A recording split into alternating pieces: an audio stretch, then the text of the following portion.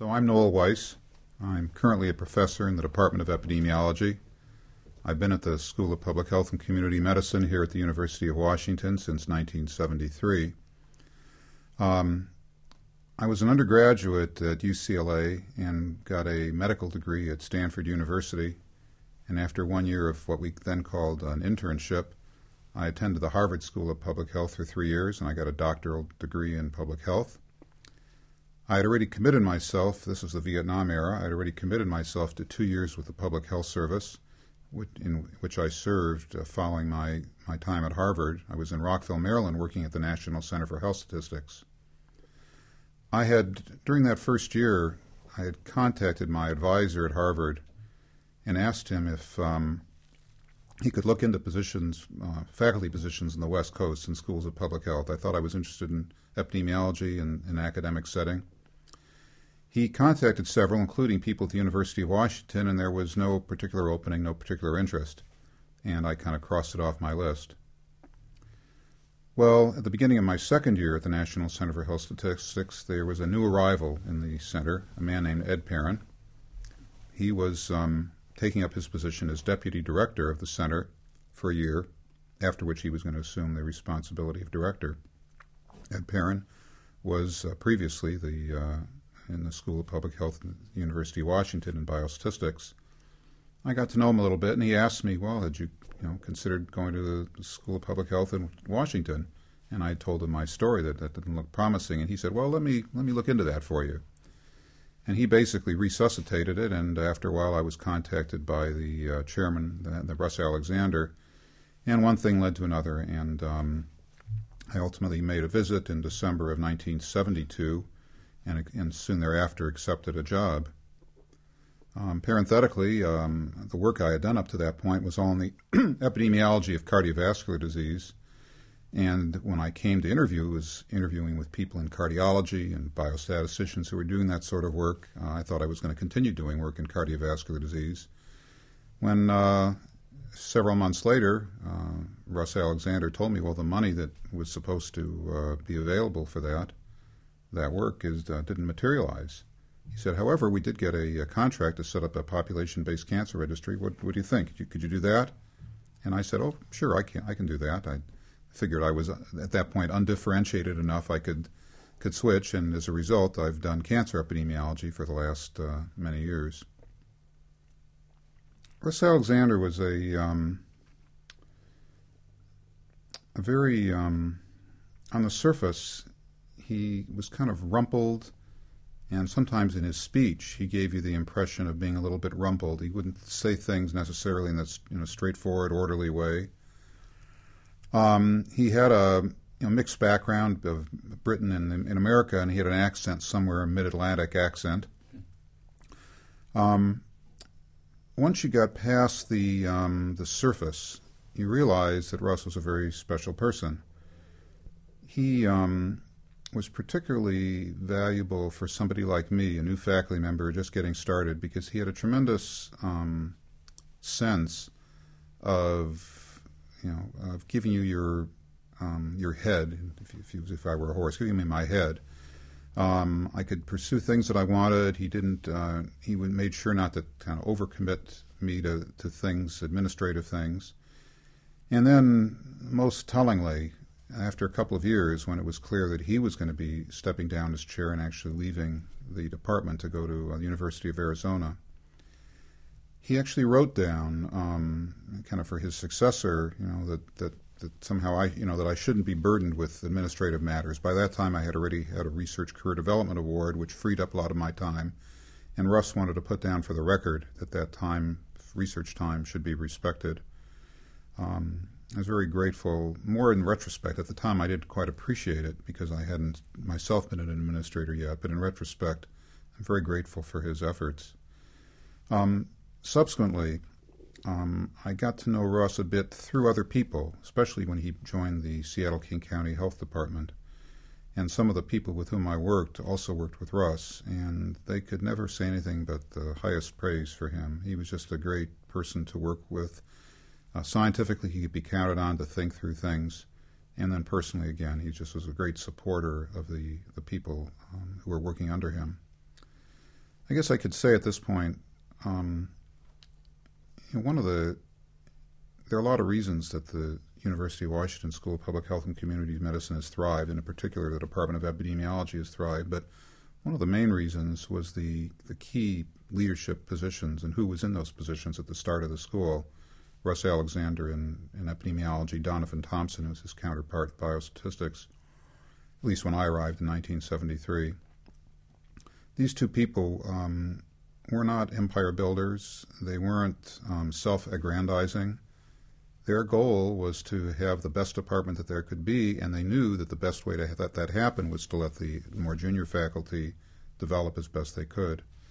Both of them were great proponents and promoters of me and other people in my position, and it actually formed a kind of culture of the place. And so as a consequence, when they stepped away and other people took over their positions, because I became chair of the department in 1984, we kind of inherited that attitude. And to some extent, well, I think entirely, that's still present today. And again, it's gotten rid of a lot of the pettiness and, again, self-aggrandizement that you can see in some other institutions. Just hasn't been a feature of the School of Public Health here. Even though Russ was the chairman of epidemiology and I'm an epidemiologist, I actually got to know Donovan Thompson better. The reason being that for this, when I accepted this position and accepted the offer to work in the area of cancer, well, the person who was heading the then not yet built Fred Hutchinson Cancer Research Center program in epidemiology and biostatistics was Donovan Thompson. So when I arrived, and I split my time between the university and the cancer center. When I would go to the cancer center, at the beginning, the entire staff of epidemiology and biostatistics would meet around a small coffee table. It consisted of Donovan Thompson as the head, John Lee as kind of an advisor, myself, and 3 tumor registrars. That was the whole program. It's now there must be hundreds or even 1,000 staff, but at the time it was that small. In any case, I was really in on the ground floor, and I got to know Donovan very well. I worked closely with him on the cancer registry. Later on, as I started doing my own research, he was instrumental in devising an approach whereby we could sample controls from the community, controls meaning individuals without disease, a representative sample of individuals from the community that we would use for basing our comparisons against cases of various types of cancer. He had his own background. It was in sampling and survey sampling, so he had a great expertise, and that allowed me to work closely with him as well. It turned out that we had some other interests. He skied, and I was taking up skiing at the time, and we went on a number of trips together. He's quite athletic. At that time, when I knew him, he was in his 60s. He was quite a nice, very smooth skier. I'd seen him play golf a couple times. He was a wonderful golfer.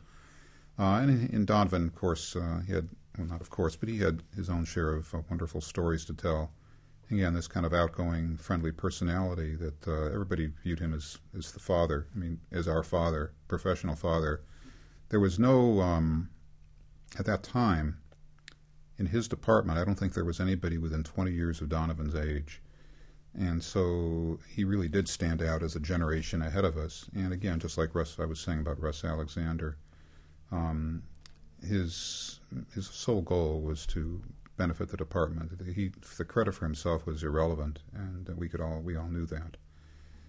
But he was there to kind of to keep things running smoothly and to doing his best to promote the junior faculty.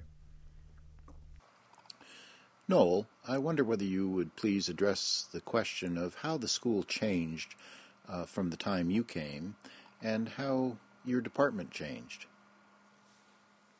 I won't be able to say too much for the school as a whole. I will say that in the 1970s it was, of course, a smaller place. We actually got to know reasonably well, faculty in other departments. George Kenny would be up on our floor talking with John Fox and Kerry Hall, and we played bridge at noon sometimes. I knew every biostatistician, and I knew some of them quite well. At the present time, I know fewer than half, I suspect, and only a handful quite well. Basically, the place it's in a way of kind of a victim of its own success. The school is so much larger that there's not, and we are geographically so dispersed, even more than we were in 1973, that there's not quite the tight collegiality that there was then. Now, the price for that tight collegiality was being small, and by being small, it meant that there was a lot of things that we couldn't do and didn't do. So most of my other comments will now talk about epidemiology and how it's changed. When I arrived, it's reminiscent to me of the story that Tom Grayston would tell. Maybe he told it to you, about when they were able to get money to have the new building, the F-wing. And he and his colleagues, their greatest fear was that they would build it and they wouldn't be able to fill it up. And that's kind of comical because it's long since been way too small and we need a much larger facility.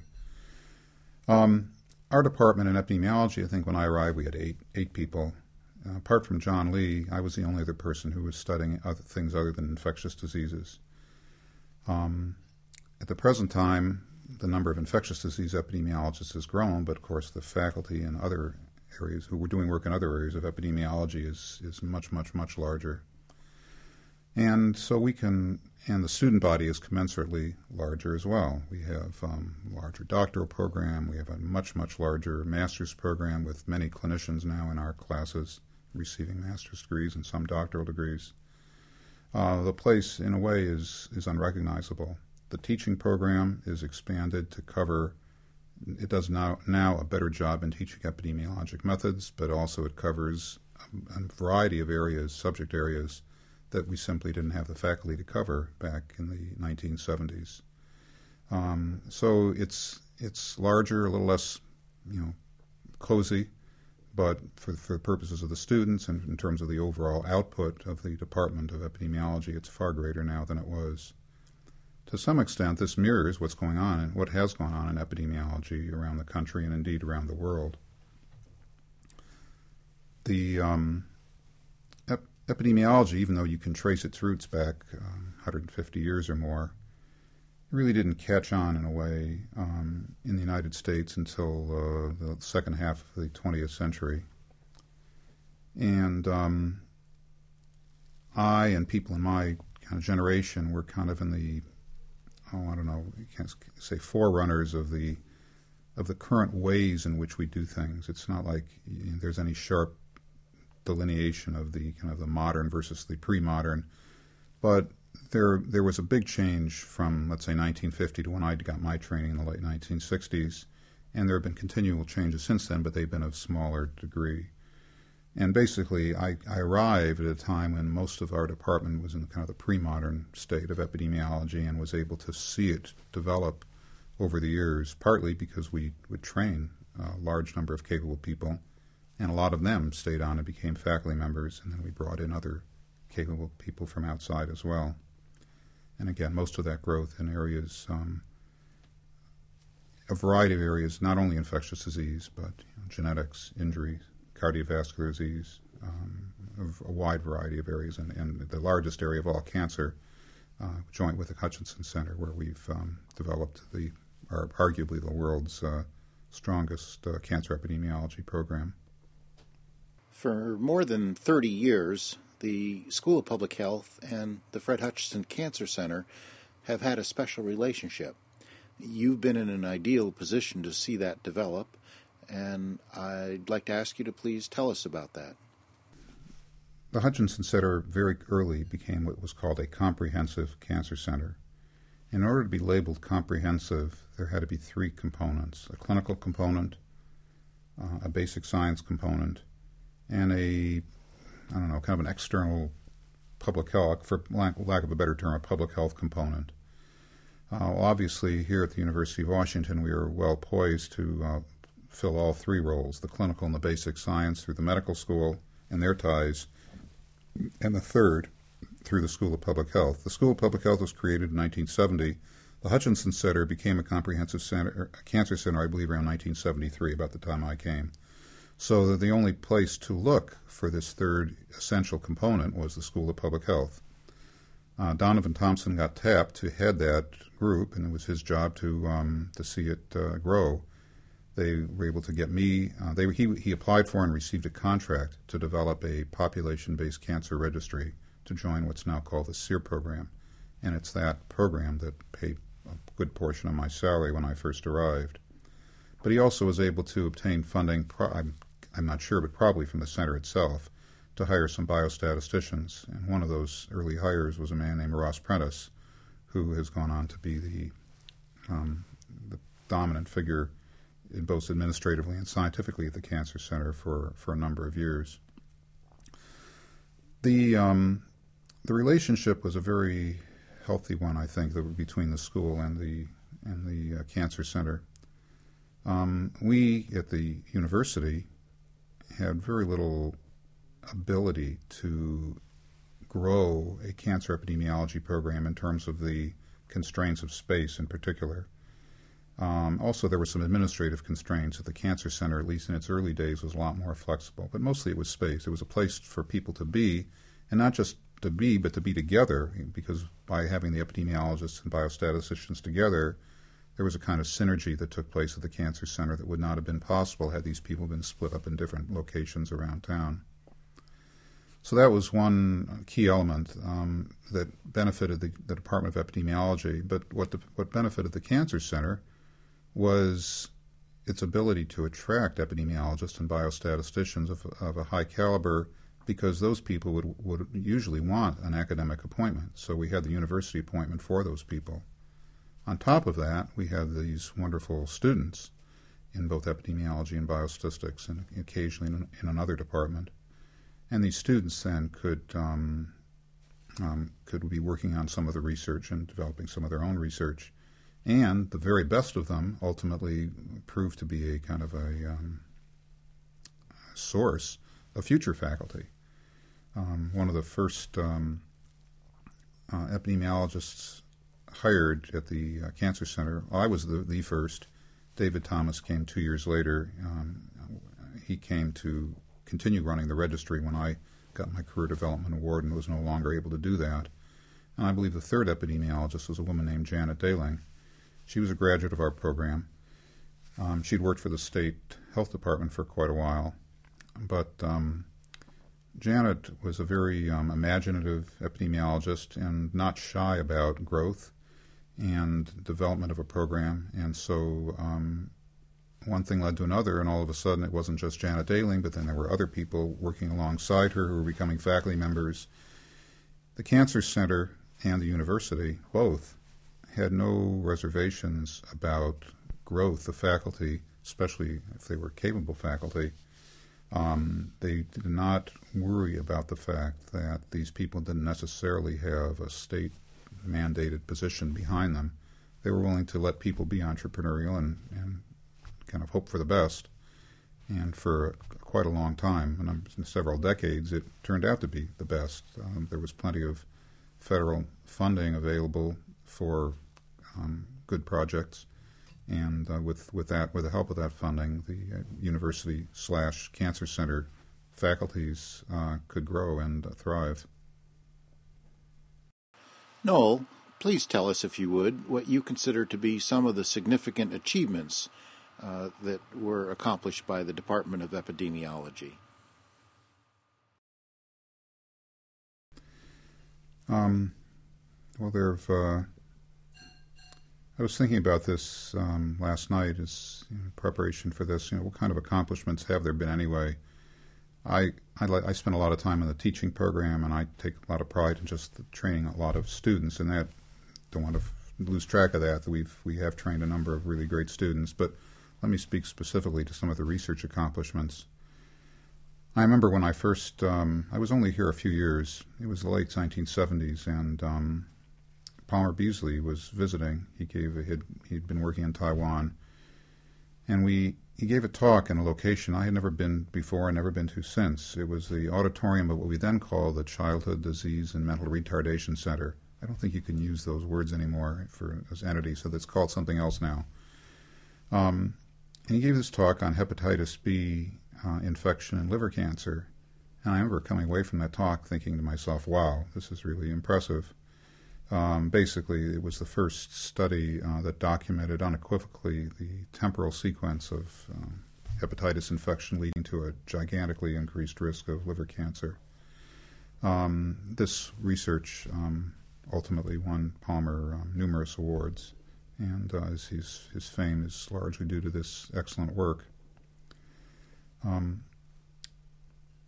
since then, we've gone on to do other great work in the area of infection and cancer. One of my colleague, Janet Daling, she worked closely with me. She still does to some extent, but she worked very closely with me from the time she first came to the Hutchinson Center and at the university.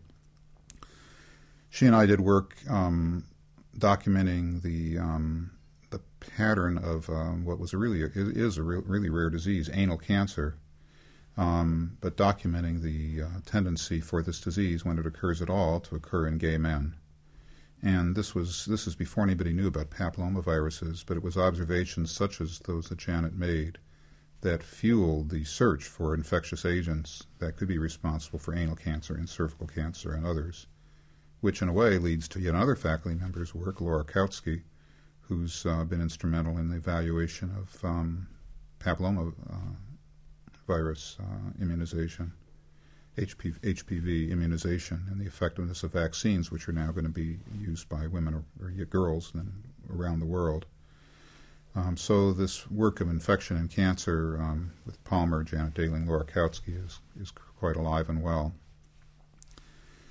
A number of us at the Cancer Center have done work in hormones in cancer. I arguably was the first one documenting really an epidemic of endometrial cancer in the United States in the 1970s, and following that up with an evaluation of the likely cause of that epidemic, which is use of hormones by postmenopausal women. We documented the ways in which hormones were used that particularly were associated with an increased risk, to help guide prescribing patterns of how these drugs might be used more safely. Ultimately, this led to women taking estrogen combined with a progestational agent, which is then we continued to evaluate and found it indeed to be a lot safer. But that interest in hormones in cancer wasn't only mine. When David Thomas came, he was instrumental in heading up a very large World Health Organization study that looked at oral contraceptives in relation to the occurrence of several forms of cancer. The international component was key because there are certain forms of contraception that are much more commonly used abroad than here, and he was able to look at those issues. More recently at the Cancer Center, it's where he works, Chris Lee, although of course he's an appointment at the university too, Chris Lee has been documenting the association between combined hormone replacement therapy in postmenopausal women in relation to certain forms of breast cancer.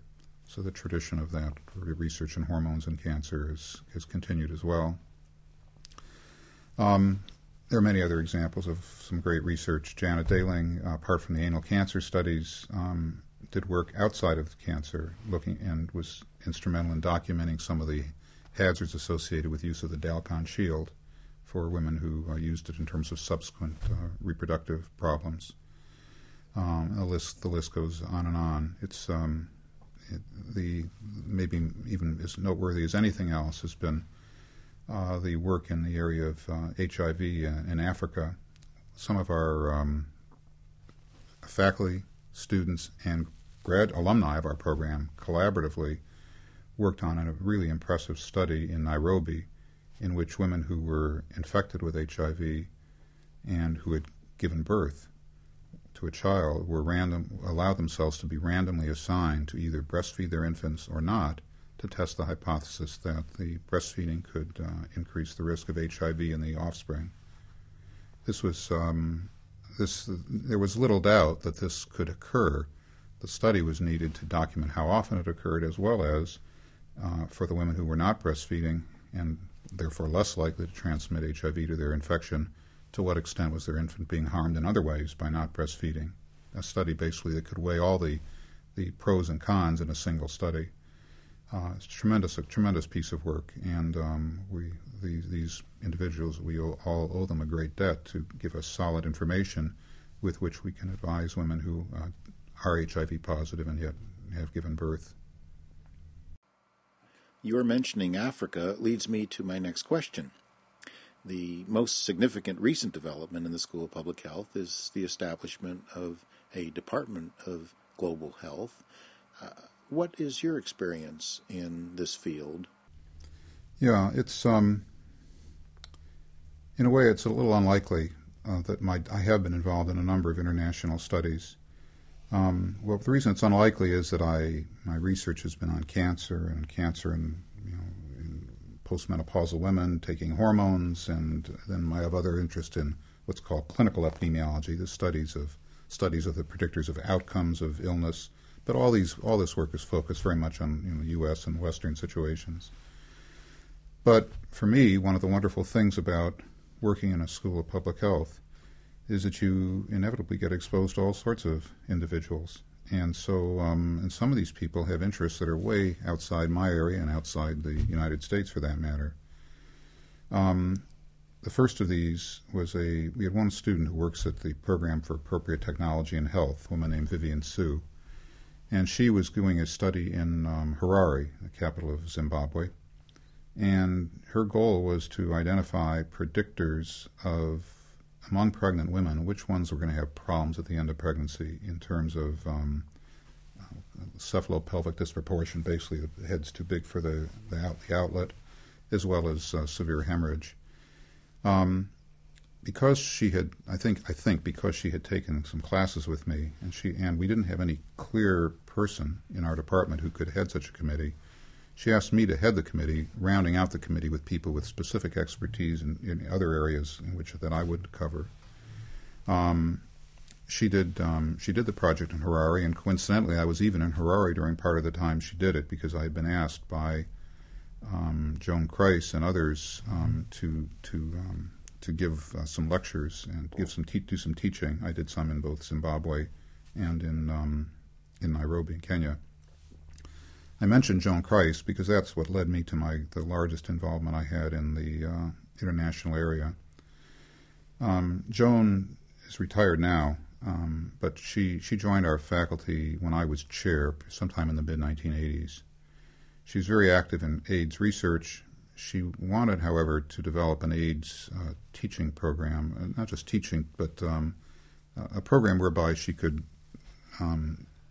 help students, prospective students from third world, to come to the U.S., get some solid training and methods, and with the help of colleagues here, go back and do work. Parenthetically, one of those colleagues and one of those projects was the randomized trial of breastfeeding in Nairobi that I just mentioned. In any case, Joan had tremendous expertise in HIV, but she herself had not had any experience in a training program.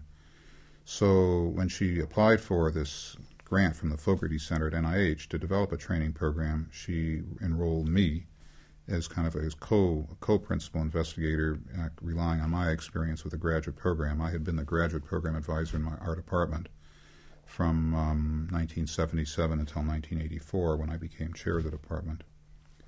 In any case, I would work with some of these students on their projects, and most recently with a remarkable woman, another Kenyan woman, who has done a series of studies on circumcision and its relation to HIV infection in Kenya.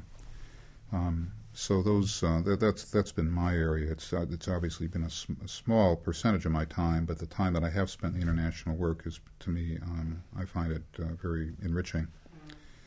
As long as we're on the subject, I think the idea of a Department of Global Health is just a fabulous notion, and I suspect that people will look back several decades from now and say, "Wow, that was a really wise investment that the donors made." The health problems, of course, around the world there are a lot of substantial problems, and a lot of them are really quite addressable, I think, in terms of if we can just do the research to understand what their nature is and what the effect would be of interventions that we contemplate might be useful. This type of research has been traditionally very difficult to get funding for through standard channels in the United States. It's not high on anybody. It has not been high on anybody's priority list. If you ask me, as you think you did earlier, kind of changes over the 30-plus years that I've been in the field, arguably the greatest one is that in the 1970s, it was hard for anybody to do international health research. In 2007, there are a lot of possible sources, and that work is really being done.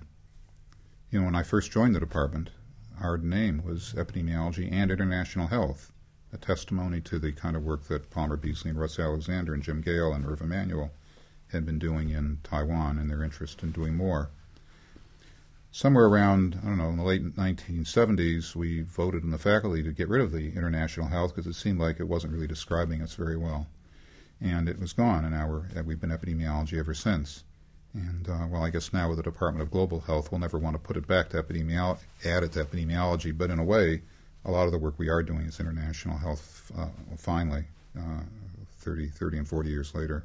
One of the most challenging areas of research today is HIV/AIDS, and you mentioned a project in Africa involving men. Could you tell us more about that, please? Yeah, I'll just tell you a little bit about. Well, let me talk a little bit about that, because the person who did it was this woman named Kawango Agot, A-G-O-T. She found herself here at the University of Washington getting a PhD in geography, medical geography. But as part of that, she took courses in epidemiology. She kind of got excited about it, and she came to me and told me what she wanted to do. And it was a study where she would go to rural Kenya, identify the Luo, L-U-O, men, because she knew that she's from that tribe. It's a very, very large tribe. She's from that tribe, and she knew that among the Luo, there were some men who got circumcised and other men who didn't. And there were plenty of both, but that she felt that they were really otherwise pretty similar in terms of any kind of risk factor for HIV infection. The previous studies that had been done of this question were always comparing like Islamic men against Native African men. They're different in circumcision status, but they're very different in other characteristics as well. So it's hard to draw any conclusions about the impact of circumcision. Well, when she told me what she had in mind, that she would go and basically conduct a safari through the middle of Kenya, where she'd be going to village after village and rounding up these men and checking them out for getting a blood sample, getting it assessed for HIV, checking their circumcision status. And she wanted to do all this for a master's degree in epidemiology. I told her that was ridiculous. She could never do anything so large and so enterprising. And it wasn't necessary in any case. But she was determined to do it. Well, she did it. She went and surveyed 1,000 or so men, and it turned out to be exactly as she suspected. Circumcision was reasonably common. The circumcised men, in terms of other AIDS risk factors, were very similar to the non-circumcised men. She identified a difference of 10 per 100, basically 20% versus 30% prevalence of AIDS, 30% in the uncircumcised men, 20% in the circumcised men. This about 2 years later, after the publication of her study, our study, I was part of it, studies that randomized adult men to be circumcised or not, were basically finding the same result, that there was a difference in the subsequent incidence of AIDS. But her study was one of the really solid bases for the kind of work. She's continued to do work in Africa now as a graduate. She received a master's degree from us, a PhD in geography. She's gone back to Kenya. She's working for an agency which does research. Now she's looking to see whether among men who get circumcised, do they now change their behaviors in ways that might adversely influence their risk of AIDS? Do they kind of relax their use of condoms or whatever? And so far the preliminary results of that research, it's more than preliminary, it's now been published, is that that's not true, that these men don't show what she calls behavioral disinhibition. They just act like they did before they got circumcised. Sorry for all that digression, but this woman is just a ball of fire, and everybody who works with her is kind of enriched by her, and another example of how being a faculty member at a School of Public Health has given me opportunities and allowed me to meet people that just wouldn't have been possible otherwise. Your time in the classroom has clearly given you a lot of enjoyment, and I'd like you to tell us more about your teaching. Again, I mentioned earlier I'm pretty committed to the teaching program. I've been teaching epidemiologic methods from when I began here in the winter of 1974. I came in the fall of 73. I started teaching in the winter of 1974. John Lee had been teaching a course called Chronic Disease Epidemiology, but the year that I arrived, and was taught in the winter, the year I arrived, he was on sabbatical. So there was kind of a gap, a hole in the schedule, and I was asked by Russ Alexander if I would take on these courses. I took two of his courses, one on what he called chronic disease epidemiology, and I transformed into a course on epidemiologic methods to supplement what was also being taught in the fall, but more infectious disease orientation. Mine was more more broader orientation. And then I continued to teach John's course in vital statistics in the spring. John returned the next year, and I don't exactly remember how this happened, but I basically suggested or insisted, I can't remember, to the chair of the department that I was going to hang on to that winter quarter course on methods because we needed it, and let John take over his other courses, and that's what happened. Well, that course that I took over in the winter of 1974, I'm still teaching that course, for better or for worse. Some of the students would not think it's for better. It's been changed itself. One of the maybe best students we've ever had is a man named Tom Kepsel. He was a student here in the late 1970s, and the then chair, Don Peterson, I kind of went in, when Tom was about to graduate, I went in to talk to Don and suggested there ought to be some way, if possible, that we could try and keep Tom Kepsel around. He's really very talented. And Don was able to find some funding and got Tom to stay. Tom, one of his early roles in the department was to teach the medical school epidemiology course, a course that had been notoriously unpopular, despised by the medical students. Within a year or two, Tom won the medical school teaching award for his performance. He was obviously very talented. So I became chair of the department in 1984. Tom was still in the faculty, and I suggested to him that we enlarge this one-quarter methods course that I'd been teaching in the winter, make it a two-quarter course starting in the fall. And it would be a course, this 20-week course, meant for people who wanted to know in-depth methods, and introductory course, but in-depth introduction to epidemiology. There's a one-quarter course that was taught in the fall, it's still taught, called Epidemiology 511. It's a more superficial course for people who just want 10 weeks worth, and that's the structure we have today. Well, Tom joined me in this enterprise, and that was in 1985, and he all to this is still teaching also. He's gone on to win teaching awards, not just in the School of Public Health, but the university-wide teaching award. He's obviously a very gifted teacher, and the students still quite taken with his approach. So that I think this course, you can gather, I'm kind of proud of it.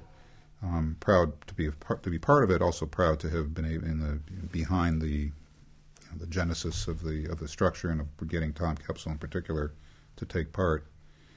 I think we've done a good job of getting our students off on the right foot, at least in epidemiology, and it's a nice feeling to look back at that. How long were you chair of epidemiology? You started in '84. I started in 1984, and I stopped, I think, in 1993. It was nine years. I did it for 5 years, and signed up for, probably going to be another 5 years. There's a little running through this. So I started in 1984. In 1985, I was awarded a grant from the National Cancer Institute. It has this kind of pretentious-sounding name, Outstanding Investigator Award. It's quite a remarkable award where they pay 3/4 of your salary and a fair chunk of research expenses, and they do it for 7 years. So I had that from 1985 to 1992, and I was chair all that time as well. And then I applied for a second 7 years, and I told the dean of the school, Gil Oman at that time. I should have more stories about Gil also. I said, well, I really want this next 7 years of funding. So maybe it'll increase my chances of getting it if I tell them that I'm so interested that if I get it, I'll stop being chair. And he agreed with that. Well, I got it. But then it took him a while before he replaced me. But it should have been 1992. Well, it was 1993. They had a search then, and that's the search that identified Tom Kepsel. He served for five years after that. So 9 years as chair, 14 years on that award, which is ran through 1999, and then the program itself ended. The program doesn't exist anymore. I was very much in the right place at the right time in terms of being able to get that wonderful source of funding. Noel, what were some of the achievements during the time you served as a chairman? Well, trying to remember. It's been a while. There's one that I'm proud of. I'd gotten to know just a little bit this fellow named Steve Gloyd. He was a young physician, was working part-time as a clinician in the south part of Seattle. He had some international experience. He had some interest in trying to develop international health within the school. It wasn't clear that he was really an academician, but he sure had a lot of enthusiasm, and we didn't have anybody else who really was doing anything like that. This is before Joan Christ came. So I thought this might be a nice thing to do, and Steve Gloyd met with Ed Perrin, and Ed felt the same way I did. And the two of us basically marched into the executive committee, the monthly meeting of the chairs and the deans, and we said, look, this would be a great use of whatever spare money we have. Let's support this fellow at least partially to let him see what he can do over a period of time. Like a lot of other people around who were given that opportunity in Seattle and at the university in the School of Public Health, Steve was successful. He developed nice collaborations in Mexico, in Mozambique, and other places as well. I'm not familiar with the entirety of the program. One of the really wonderful experiences was a couple of years ago, a school-wide event that Pat Wall convened, where the featured speaker was one of our alumni in Mozambique, who's now the head of AIDS control for the whole country. And he gave a talk about some of the practical issues trying to accomplish his goals. And basically I'm saying, here's this guy giving a wonderful talk. He's doing a great job in Mozambique. And it kind of all happened, well, not just because Ed Perrin and I spoke for Steve Gloyd, but that I had a role in one thing leads to another, and eventually you have this guy doing great work in Mozambique. So that's one of the issues that arose in the time I was chair of trying to get the international health component developed. There were some other things, that I'm just trying to remember now. Most of the things that I dealt with as chair were kind of within the department. I oversaw a big growth spurt, and relatively less involved with external things of the department. We would meet with the chairs, as I said, once a month. I'm sure there were a lot of important things that happened, but my mind was more on making our department, epidemiology, as good as it could be, and that's where most of my efforts were directed. When I started the department as chair in 1984, we had 18 faculty. When I left in 1993, we had 47 faculty, a big growth. And the people that we had brought on were all over the place, and it was again. This is when our department really broadened out. We hired people like Melissa Austin in genetic epidemiology, a man named Fred Rivara, who only had a partial appointment, an adjunct appointment in epidemiology. He was primary in pediatrics, but he developed, with our help at the beginning, developed the Injury Prevention Center, which went on to hire then several other epidemiologists. And the Injury Prevention Center has done just wonderful work here. That was another area of growth. There were just there were people in the health departments who wound up having appointments with us. A woman named Michelle Williams, who's still with us, and she was doing work at Swedish Hospital in maternal health. There's a much longer list that I'm not remembering right now. At Children's Hospital, we have several people, faculty, that I, plus the people at Children's Hospital, helped set up a position for and then recruited to bring them aboard. So there was growth in a wide variety of areas that partially accounted for from going from 18 to 47. Obviously, I've always mentioned cancer, because cancer epidemiology grew a lot during that same period. That took relatively, from my point of view, less effort because the center was kind of on a roll doing its own thing. But it was in these other areas that hadn't traditionally been represented in our department, whether it's Children's Hospital, Harborview Injury Prevention Center, genetic epidemiology. Those are the areas that that I was able to work on to help develop. You've served under 3 deans since coming to the University of Washington. Please comment on them. I guess it's only been 3. That's amazing. Yeah. It's hard to believe after all these years. As dean, I barely knew Bob Day. I did know, because this is an incredible fluke, when I first came to the university in 1973, I lived for the first year in Bothell, when he lived in Bothell. So we'd actually carpool occasionally together. And so I get to know him through that a bit. But in terms of, kind of professionally, I barely knew him. And also at the Cancer Center, he was the director of the Cancer Center for a long time. But by that time, he was well removed from the science and very much an administrative role. So really, my knowledge of Bob Day comes mostly from the personal acquaintance back in 1973, 1974. When I became chair, Gil Oman was already the dean, and he's there aren't many other Gil Omans. He's kind of one of a kind. I basically thought it was really a privilege to serve under him as chair of the department. Gil can be, if permitted, can be kind of controlling and dominating, and it took us a while to work out our relationship as chair and dean respectively, whereby he would respect my judgment enough to kind of let me do things the way I thought was appropriate. And once we kind of worked that out, then it was a great relationship. He's really quite an inspiring person. His breadth of knowledge in public health and medicine, his ability to, he was just so articulate in being able to describe, characterize things, his energy that he brought to it, his expectations. It was just a tremendous person to be around. These faculty meetings, the executive committee meetings that he presided over, were typically 2 hours.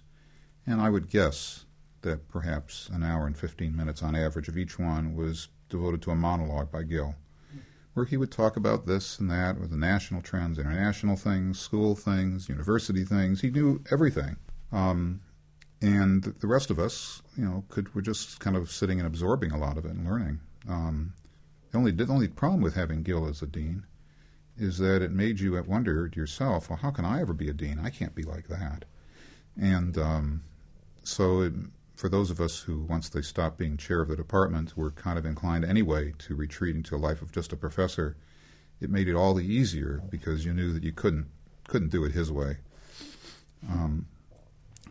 Again, now Pat Wall, I got to know because she arrived at the school a little before I did as a faculty member. She was a very young faculty member when I came in 1973. And by the mid-1970s, I had identified a research project that I thought she could work on with me. And it was going to be a study of postmenopausal women looking at hormone use in cancer. And one of the things we had to do was try and round up collaborators. And we got some money from the school to actually send us, she and I, to Hawaii, where some of the collaborators were going to be. Well, alas, she was married, I was married. It wasn't anything more than just professional stuff, but it looked to others like it was more, but it wasn't. But unfortunately, the grant that we submitted I never got funded. It would have been a lot of fun to work with her professionally, but I never did. But because of that, I got to know her. I went skiing with her just once, enough to know that I couldn't ever keep up with her. But because she's been dean only after I stopped being chair, I haven't seen her up close in the same way that I saw Gil. I can say that the things that I've seen coming out of the school, including this history project, are generally really quite meritorious. And if she deserves, to the extent that she should get credit for that, she seems like she's really doing a good job.